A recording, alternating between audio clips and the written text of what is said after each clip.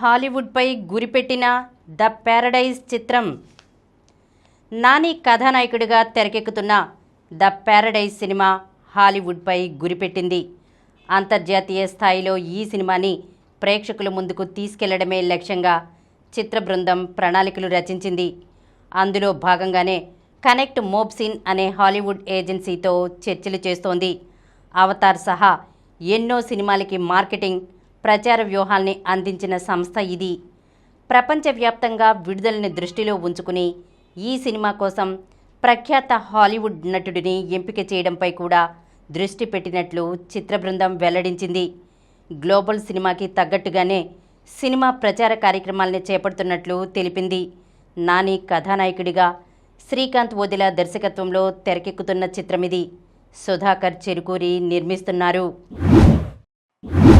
వెంకటేష్ వివి వినాయక్ కలయికలో మరో చిత్రం. వెంకటేష్ వివి వినాయక్ కలయికలో మరో చిత్రం కోసం సన్నాహాలు ఊపందుకున్నాయి. ప్రస్తుతం కథా చర్చలు జరుగుతున్నాయి. అన్నీ కుదిరితే త్వరలోనే ఈ సినిమా ప్రారంభమయ్యే అవకాశాలు ఉన్నాయి. ఇదివరకు ఈ కలయికలో రూపొందిన లక్ష్మి ఘన విజయాన్ని సొంతం చేసుకున్న సంగతి తెలిసిందే. ఆ సినిమాకి ఆకుల శివ కథని అందించారు. ఆయనే మరోసారి వెంకటేష్ కోసం కథని సిద్ధం చేశారు. వివి వినాయక్ తన మాస్ సినిమాలని గుర్తు చేసేలా ఎక్కువ కామెడీ, కొంచెం యాక్షన్ మేళవింపుతో ఈ స్క్రిప్ట్ని మలుస్తున్నారని సమాచారం. లక్ష్మిని రూపొందించిన నల్లమలుపు బుజ్జి నిర్మాణంలోనే ఈసారి చిత్రం కూడా రానుంది. వెంకటేష్ ప్రస్తుతం త్రివిక్రమ్ దర్శకత్వంలో సినిమా చేస్తున్నారు. చిరంజీవి కథానాయకుడిగా తెరకెక్కుతున్న మన శంకర వరప్రసాద్ గారిలోనూ ఓ కీలక పాత్ర పోషిస్తున్నారు. త్వరలో మాస్ జాతరతో ప్రేక్షకుల్ని పలకరించనున్న రవితేజ. కథానాయకుడు రవితేజ త్వరలో మాస్ జాతర సినిమాతో ప్రేక్షకుల్ని పలకరించనున్నారు. మరోవైపు కిషోర్ తిరుమల దర్శకత్వంలో ఓ కొత్త చిత్రాన్ని ప్రారంభింపజేశారు. ఇది ప్రస్తుతం శరవేగంగా చిత్రీకరణ చేసుకుంటోంది. అయితే దీని తర్వాత ఆయన చేయనున్న సినిమా ఏదన్నది ఇంకా తేలలేదు. దర్శకుడు కళ్యాణ్ శంకర్తో పాటు ఓ కన్నడ దర్శకుడు కథలు వినిపించినట్లు ప్రచారం కనిపించినా దేనిపైన అధికారిక ప్రకటన వెలువడలేదు. అయితే ఇప్పుడు ఈ విషయంలో స్పష్టత వచ్చినట్లు తెలుస్తోంది.